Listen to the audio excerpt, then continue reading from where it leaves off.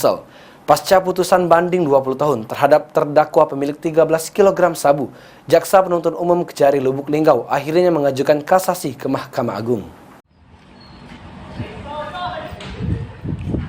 Jaksa Penuntut Umum atau JPU Kejari Lubuk Linggau akan mengajukan kasasi ke Mahkamah Agung setelah terdakwa kasus kepemilikan sabu 13 kg lolos dari hukuman mati.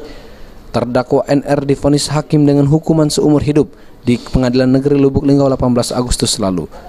Kasipidum Kejaksaan Negeri Lubuk Linggau Firdaus Afandi mengatakan pihaknya memastikan akan mengajukan kasasi atas putusan hakim tersebut.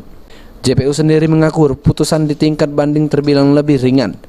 Dari tuntutan terhadap terdakwa yang dinilai terbukti memiliki 13 kg sabu, 2.200 butir ekstasi, dan 1,6 kg bubuk amfetamin.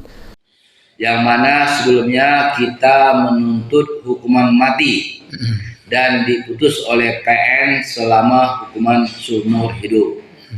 Untuk putusan PT ini kita akan mengajukan kasasi.